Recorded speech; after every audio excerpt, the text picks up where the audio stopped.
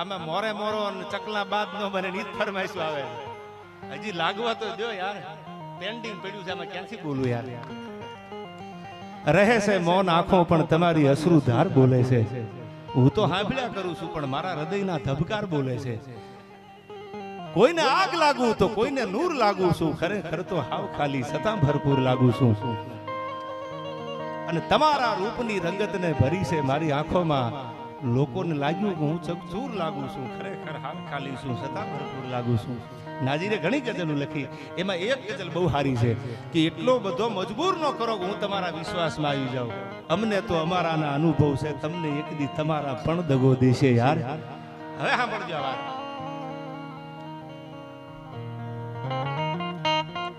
આ બધી ફરમાઈશું આ બધા આવડાની છે કારણ કે હજી આમ ચડતું લોહી છે ને એટલે ઉકાળા મારે છે માલિક થી સાલું ચકલા બાદ બની જાય પણ તમે મોટા તો થઈ જાવ પછી ચકલા નહીં બને બાદ યાર એ ફાઇનલ છે કરે કુંભાતલ કેહરી અને ભુજબળ પંજા ગા ડેડકા માથે દા કોઈ દી ખેલે નહીં હાવજ ખીમરા પણ હવે સાંભળજો આ મારે ગીતો ગાવા છે છંદો ગાવા છે વાતો ઘણી બધી છે છેલ્લે એકાદી હારી વાત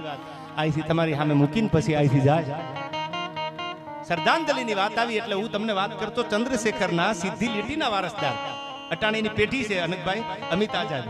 એ ચંદ્રશેખર આઝાદનો જબરજસ્ત સ્ટેચ્યુ બનાવે છે એ નિમિત્તે લખનૌમાં ગુજરાત આવેલા અને મારા એક મિત્રે મને કીધું કે ચંદ્રશેખરની સીધી પેઢીના વારસદાર આવ્યા છે મેં કીધું એમને બે દી રોકો કચ્છમાં કાર્યક્રમમાં હતો એટલે મેં કીધું મારે એમને મળવું છે હું એમને મળ્યો ત્યારે અમિત આઝાદે કરેલી વાત હું તમારી સામે શ્રદ્ધાંજલિની વાત આવી એટલે ખરું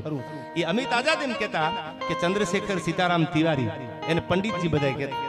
અને કાકોરી રેલવેની જ્યારે લૂંટ થઈ ને પછી અંગ્રેજોએ નક્કી કરેલું હતું જ્યાં ભાળો ને ભડાકે આપી દો ચંદ્રશેખર આઝાદને એને પંડિતજી કેને બોલાવતા અને નક્કી કરી લીધું ત્યારે ચંદ્રશેખર આઝાદે એવું કીધું હતું આઝાદ હું ઓર આઝાદ રહુંગા અંગ્રેજોની તેવડ નથી કે આઝાદને પકડી કે મારી કે મારો મોતનો ફેસલો તો હું આઝાદ કરીશ એક ગોળી અનકભાઈ ગજવામાં રાખતા ચંદ્રશેખર આઝાદ કે ટાણું આવે અને હથિયારમાં બધાય કદાચ હથિયાર ન હોય મારી પિસ્ટલમાં મેગઝીનમાં ગોળી ન હોય તો છેલ્લી ગોળી ગજવામાંથી કાઢીને માથા ઉપર મૂકી દો પણ અંગ્રેજોના હાથે હું નહીં મળું અમિત આઝાદે કરેલી વાત તમારી સામે મૂકું ક્રાંતિકારીની એક આર્મીની વાત આવી શ્રદ્ધાંજલિની એટલે એ કે વર્ષો પહેલા એ જ્યારે લડાઈ હાલતી હતી અંગ્રેજોની પકડવા માટે મારવા માટે અંગ્રેજો ભરી બંદૂકે રખડતા ત્યારે એક માણસ ચંદ્રશેખર આઝાદને મળવા આવે છે એનું નામ હતું હજારી પ્રસાદ એને કીધું કે મારે ચંદ્રશેખર આઝાદને મળવું છે કોઈ એમના મળી ન કે વોન્ટેડ હતા અંગ્રેજો સામે લડાઈ હાલતી હતી વિશ્વાસ વગર કોઈને મળાય નહીં પડછાયનો ભરોસો માણા ન કરે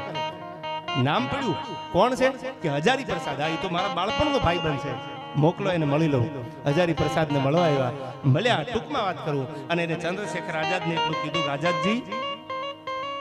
તારા ઘરમાં જરૂર છે તારા મા બાપે મને મોકલ્યો કે એકવાર છેલ્લે ચંદ્રશેખર આઝાદને મળી લ્યો અને ચંદ્રશેખર આઝાદને મળીને એટલું કહેજો કે તારા મા બાપની તારી જરૂર છે એને તને એકવાર મળવું છે એટલે કયો આઝાદને એકવાર અમને મળવા માટે આવે આ બધી વાત હજારી પ્રસાદની પોતાના નાનપણના ભાઈબંધની ચંદ્રશેખરે સાંભળી અમિત આઝાદ કરેલી વાત ઓથેન્ટિક પુરાવા વાળી પછી કે જવાબ શું આપ્યો આઝાદે વળતા એમ ન કીધું હું કાલે આવું છું પરમદેવ છે આવું છું 5 દી પછી આવું છું મળી લઉં સાંભળજો આપણે આ બધાયના હિસાબે આપણા મંડપમાં આનંદ કરીએ છીએ આ તો પાયાના પથ્થર છે બલિદાનમાં ભારતને આઝાદ કરવામાં સરફરોશો કી તમન્ના અબ હમારે દિલ में है और देखना है जोर कितना बाजुए का तिल में है અને તેથી ચંદ્રશેખર આઝાદે એટલું કીધું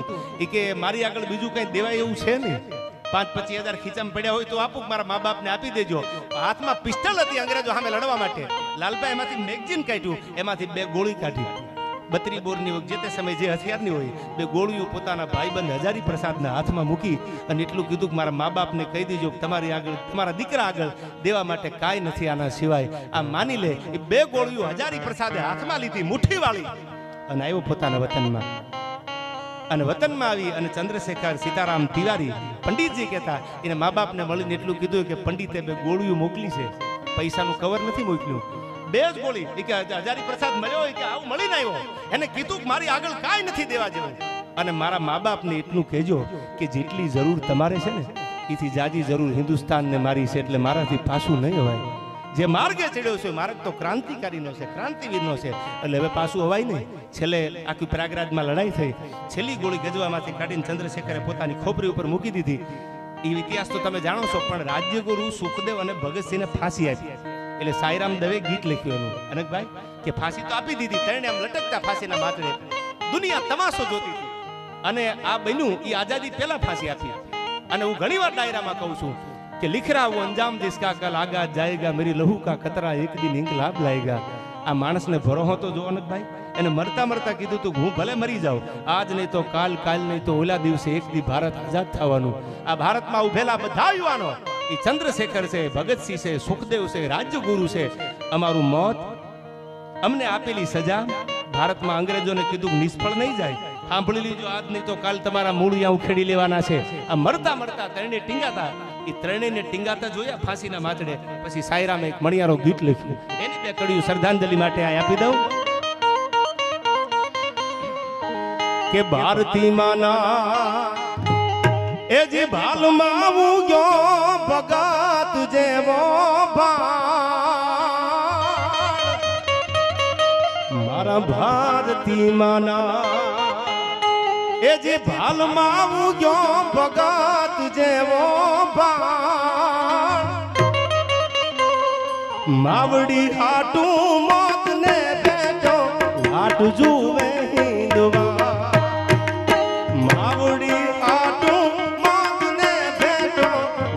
જુએ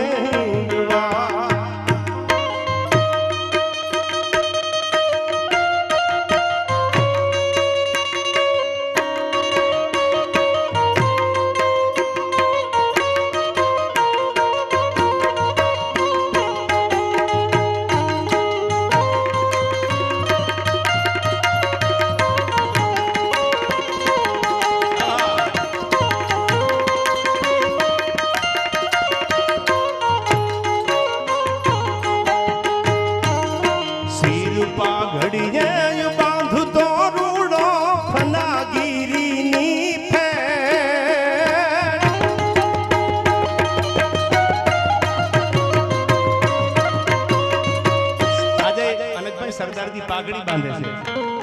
અને એ પાઘડી બાંધે સિર પાઘડી એ બાંધતો એ ફનાગીરીની ફેટ। હવે સાંભળજો શું કીધું છે આ કડીમાં સિર પાઘડી બાંધતો રૂડી ફનાગીરીની ફેટ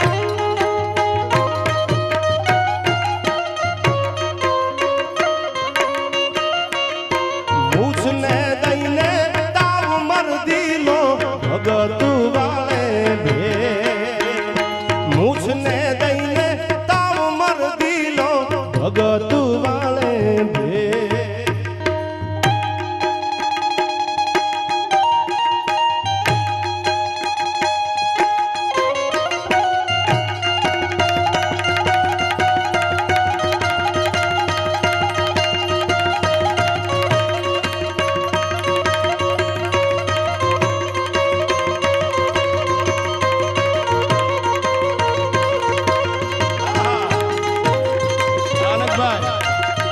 ગુરુ આદે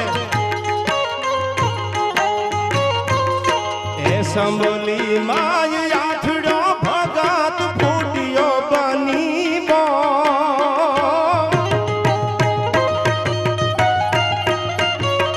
અજયભાઈ આ ગીતના શબ્દો બહુ ધારદાર છે સમજાય ઓછા આપણને। એસેમ્બલીમાં અંગ્રેજોની એસેમ્બલીમાં ભગતસિંહ બોમ્બ ફેંકેલો એટલે ઈ બોમ્બ ફેંક્યો એના સજામાં ફાંસીની સજા મળેલી। શું કીધું આમાં સંભલી માય આટક્યો ભગત ફૂટ્યો બની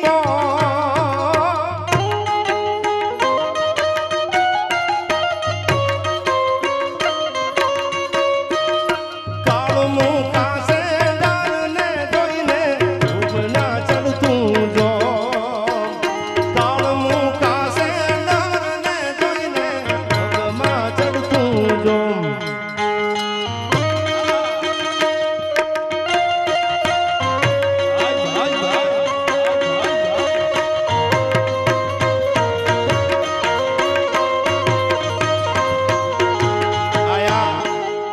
મિત્રોએ એક ખાસ કીધું છે કે મોમાઈમાના મંદિરના ગેટ પાસે જે ગાડીઓ પડી છે એ જે મિત્રોને હોય ત્યાંથી લઈ લે એટલે બીજાને આવવા જવામાં અગવડતા ન પડે। ત્યારે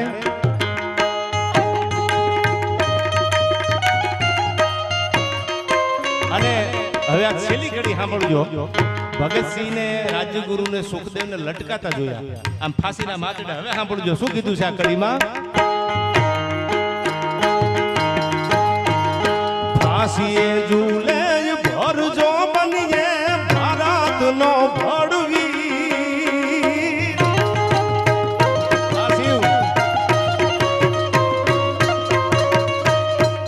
ફાંસીએ ઝૂલે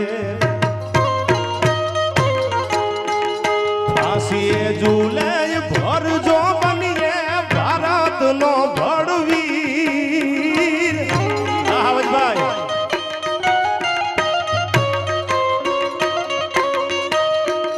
સાઈ સમરે જા વીર શહીદ ને કાળજે લાગે તીર સાઈ સમરે જા વીર શહીદ ને કાળજે વાગે તીર ભારતી માનાય ભાલ માવું ગયો ભગા તુજે વો